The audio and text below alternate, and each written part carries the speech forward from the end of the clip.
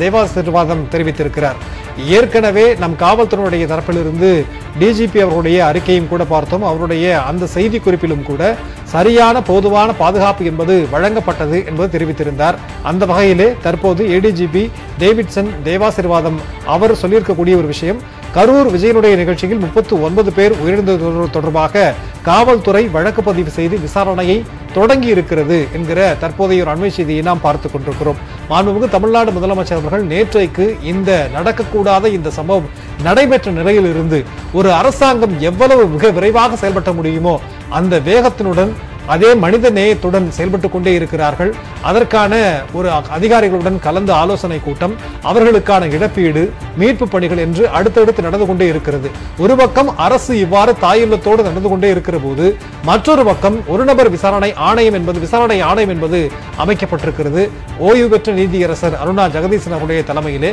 இந்த நிலையிலே கரூர் விஜயனுடைய நிகழ்ச்சியில் 39 பேர் உயிரிழந்தது தொடர்பாக காவல்துறை விசாரணையை தொடங்கி இருக்கிறது. அது தொடர்பான தற்போதைய ஒரு கருத்தை நாம் பார்க்கலாம். போட்டு வழக்குகள் எல்லாம் விசாரணை ஸ்டார்ட் பண்ணிருக்காங்க. ஃபர்தரா உங்களுக்கு அப்டேட் பண்ணி சொல்றோம். சரியா? இல்ல அது நான் முதல்ல நானே விசாரிச்சு சொல்லிக்கிறேன். இப்போதைக்கு என்கிட்ட கேட்காதீங்க, நான் விசாரிச்சு சொல்றேன். ரைட்டா? ஒரு விசாரணை நடந்துட்டு இருக்குது. விசாரணை முடிவு என்ன தெரிஞ்சுன்னு உங்களுக்கு சொல்றோம்.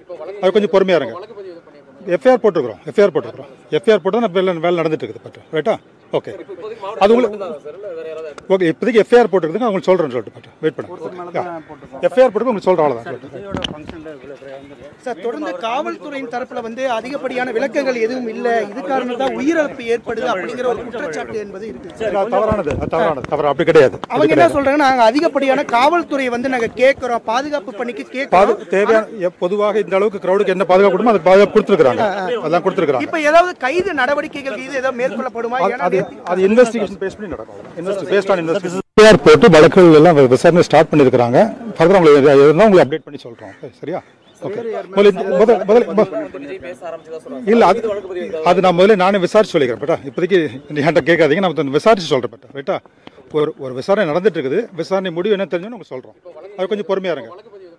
எஃப்ஐஆர் போட்டுக்கிறோம். எஃப்ஐஆர் போட்டு தான் வேலை நடந்துட்டு இருக்குது. ரைட்டா? ஓகே. அது உங்களுக்கு ஓகே. இப்போதைக்கு எஃப்ஐஆர் போட்டுக்கிறதுக்கு உங்களுக்கு சொல்றேன்னு சொல்லிட்டு வெயிட் பண்ணுங்க. எஃப்ஐஆர் போட்டு உங்களுக்கு சொல்றேன். சார், தொடர்ந்து காவல்துறையின் தரப்புல அதிகப்படியான விளக்கங்கள் எதுவும் இல்ல, இது காரணம் தான் உயிரிழப்பு ஏற்படுது அப்படிங்கிற ஒரு குற்றச்சாட்டு என்பது இருக்கு.